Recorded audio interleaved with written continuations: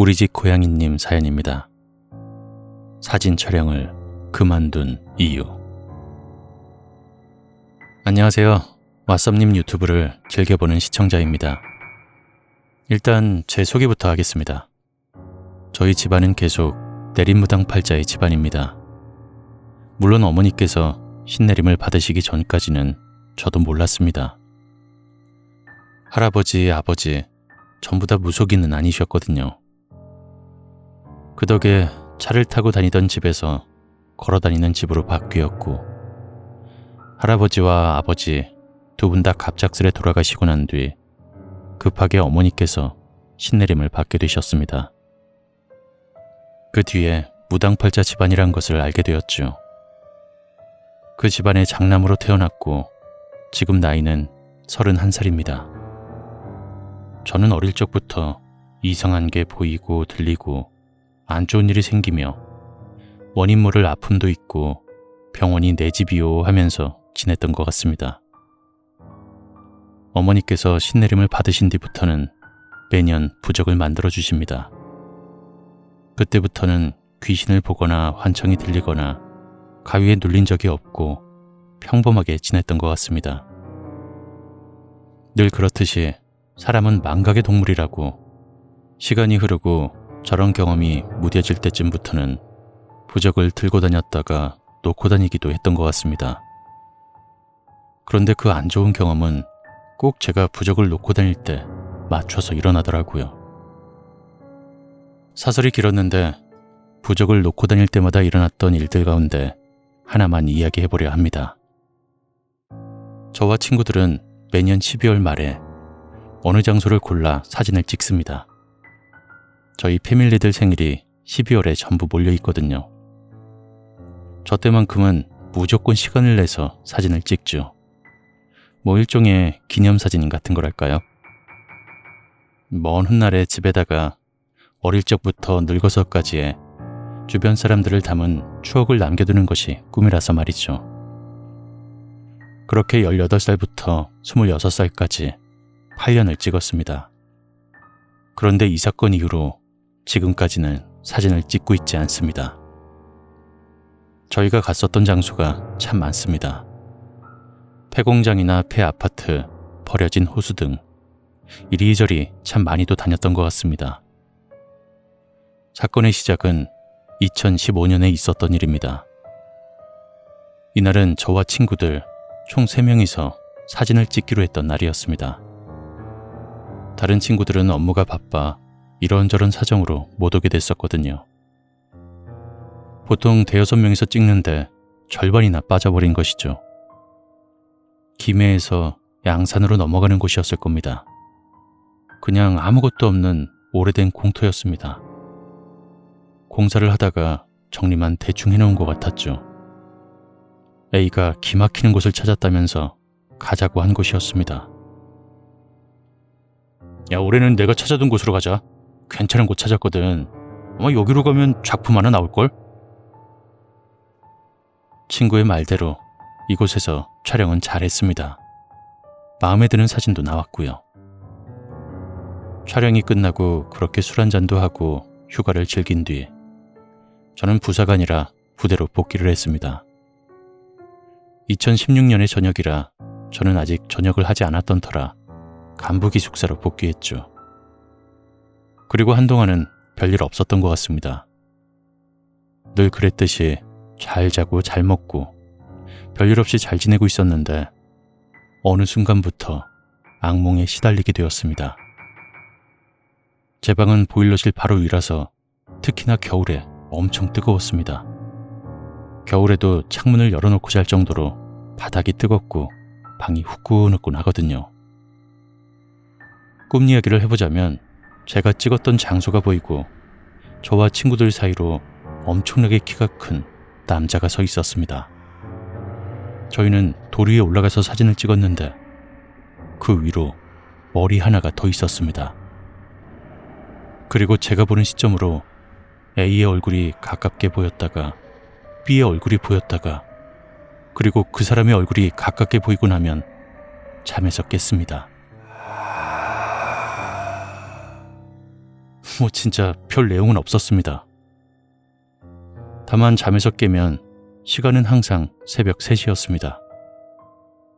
또한 아까 말했듯 제 방은 더워서 다른 곳은 땀이 날 정도로 더운데 오른쪽 발목만 차가웠습니다. 그것도 누군가 손으로 잡고 있는 그 느낌으로 그 부분만 말이죠. 뜨거운 물로 30분 정도는 풀어줘야 할 정도로 너무 차가웠습니다. 거의 얼어있는 듯한 느낌이었죠. 처음에는 그냥 대수롭지 않게 넘겼는데 1주일, 2주일, 한 달 정도가 되다 보니 오른쪽 발목이 너무 아픈 겁니다. 항상 그 부분만 다리가 얼어버린 느낌이 돌고 땅을 밟으면 발목이 깨질 것 같은 느낌에 결국에 오른쪽 다리를 절뚝거리게 되었습니다. 진료를 받아보아도 잘 모르겠다는 말만 들었고요. 한 달이 지나니까 사람이 미치겠더군요. 매일을 새벽 3시에 저런 꿈과 느낌으로 잠에서 깨어 잠도 제대로 못 자고 잘 걷지도 못하다 보니 너무 힘들었습니다. 정 안 되겠다 싶어서 어머니께 전화를 했죠. 꿈 이야기는 하지 않았고 발목이 너무 차갑다고 좀 지나면 괜찮아질 줄 알았는데 이상하다고만 말했죠. 그러니 언제부터 그랬냐고 혹시 최근에 어디에 다녀왔는지 묻더군요. 아, A랑 B랑 매년 사진 찍는 거 알지? 그 사진 촬영 때문에 폐공터에 다녀왔는데 그 후로 이러네. 묵묵히 듣고 계시던 어머니께서 사진 찍은 걸 보내달라고 하셨습니다. 그리고 사진을 보시더니 말씀하시더군요. 너랑 A 사이에 엄청 큰 남자가 서 있구나. 저는 발목만 아프다고 했고 꿈 이야기는 전혀 하지 않았는데 말이죠. 그 이야기를 듣고 그냥 사실대로 한 달 동안 이런 꿈을 꾸었다며 설명을 해드렸습니다. 그 혼이 너한테 붙은 것 같구나. 근데 나쁜 혼은 아닌데. 주말에 너한테 잠깐 들릴게. 단 주말까지는 잠들기 전에 옴바리 바다리 훔바탁이라고 큰 소리로 3번 외치고 자거라.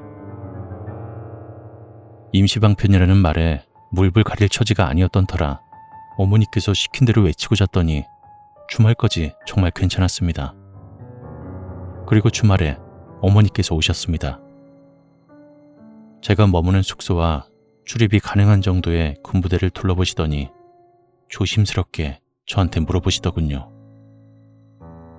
혹시 4, 5년 사이에 저기 저쪽에서 군인 한 명 자살한 적 있어? 이건 제가 임관하고 막 부대로 전입 왔을 때 있었던 일인데 저도 잊고 있었습니다. 5년이 지난 일이었거든요.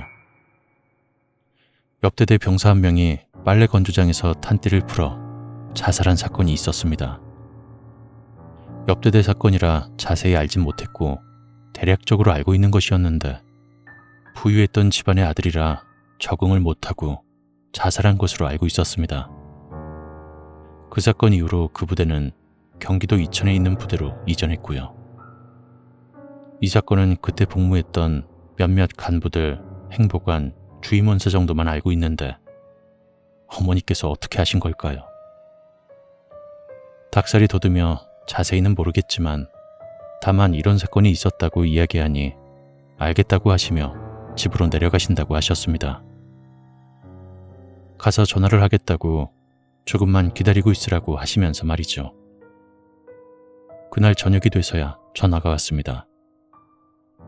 아들, 엄마가 시키는 대로 하면 괜찮을 거야. 네가 촬영한 그곳에부터 온 귀신은 나쁜 귀신은 아니야. 다만 귀신은 귀신을 불러들인다고 하지. 그 귀신이 군부대에 있는 나쁜 귀신들을 불러들인 거고 그 중에 자살한 병사가 억울한지 널 괴롭히고 있는 거야. 부대 사정상 구순하지 못하니까 아들이 전역할 때까지만 버텨보자. 그렇게 말씀하시며 간단한 방법을 하나 가르쳐 주셨습니다. 밤 12시 또는 동이 트는 시간에 맞춰서 창문을 다 닫고 불도 다 끈 후에 커튼도 다 치고 불빛이 없게 한 다음에 서랍이랑 옷장은 다 열어두고 마른 쑥을 태워 그때 그릇 밑에다가 소금을 깔아두고 그 쑥향이 방 안을 가득 채울 때쯤 앞만 보고 숙소에서 나간 후 30분 정도 이리저리 돌아다니다가 다시 앞만 보고 들어와서 굵은 소금을 숙소 현관 앞 양쪽에 두고 그 태운 쑥으로 샤워를 한 다음 환기를 시켜라. 이렇게 하면 너한테만큼은 잡귀들이 떨어져 나갈 거야.